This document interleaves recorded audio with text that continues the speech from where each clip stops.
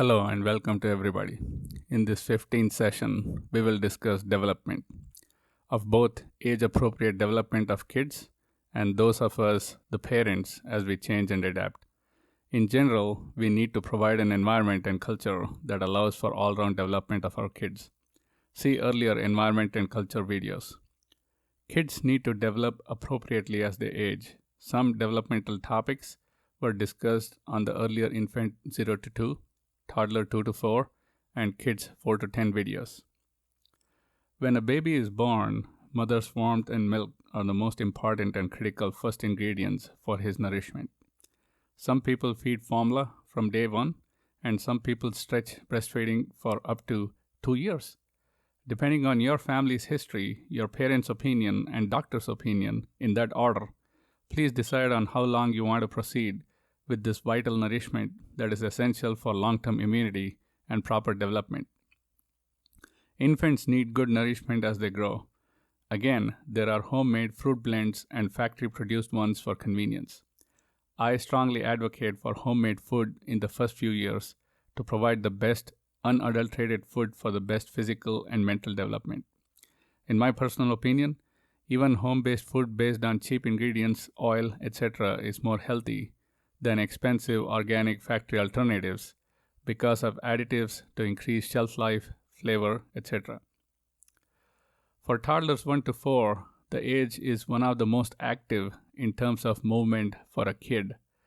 As a doctor specializing in diabetes once indicated on his presentation, any exercise, effective limb movement today builds up reserves for 15 to 20 years in the future. A toddler's age is vital for physical development of limbs that builds reserves that probably last into the 30s. Hence, they should be physically active as much as possible.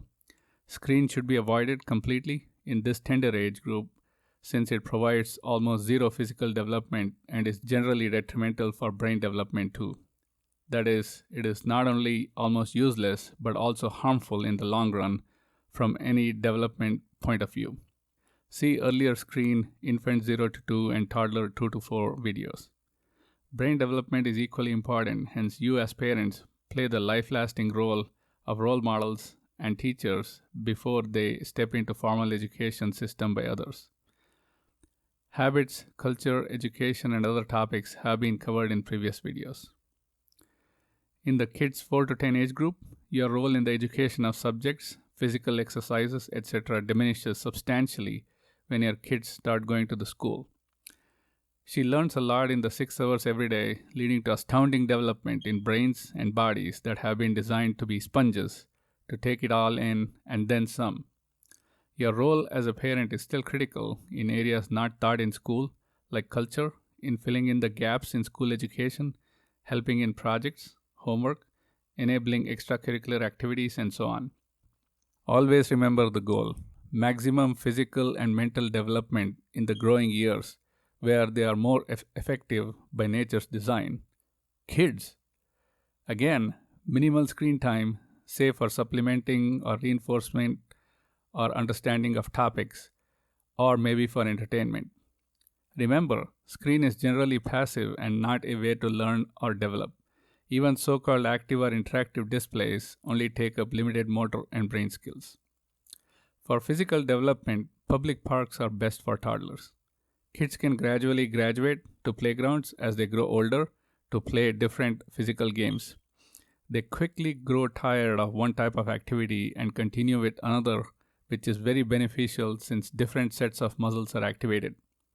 This is similar to adults in gym classes mixing it up. Nature has endowed kids the very habit. Still older kids may start specializing and or excelling in one type of sport. Parents should still encourage their kids to devote maybe lesser time to diversify into as many physical, mental activities and games as possible. Say, a kid specializing in swimming can devote 3 hours per week to swimming and maybe an hour each to tennis, soccer, and other gameplay.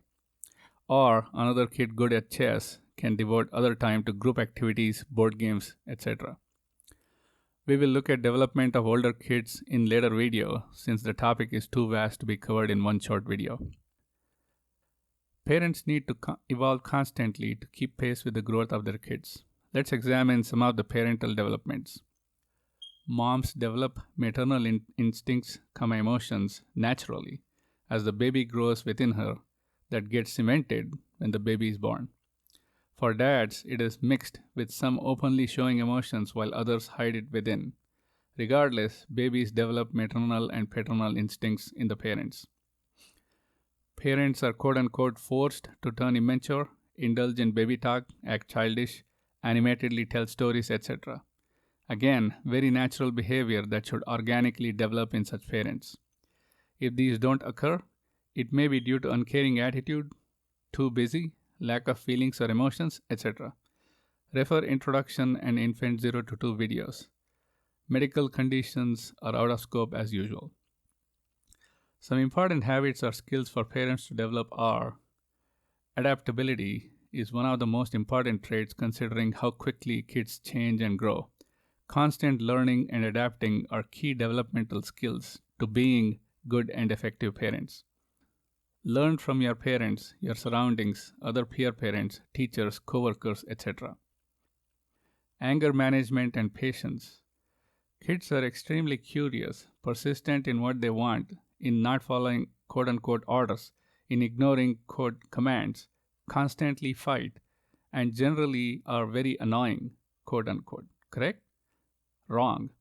These are the ways for kids to grow, explore, test boundaries, and so forth. Adequate studies that indicate that these are normal traits. Your busyness as parents is the obstacle to their well developed growth. Get a work life balance ASAP before it is too late and you miss your kids' childhood and they miss the development bus channelized by you, the parents. Time. What a critical element. Please hone your time management to devote maximum time for kids and their activities.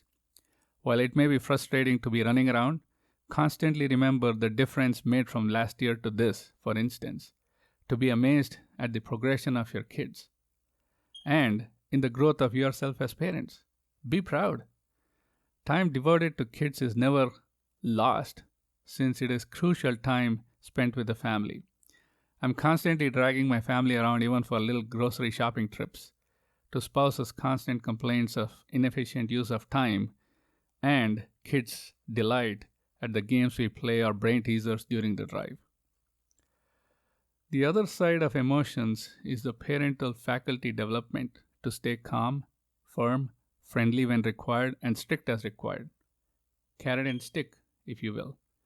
Very hard to stay a neutral judge when your older boy is being mean to his sibling and the younger one is twirling everyone around her pinky by being extra melodramatic.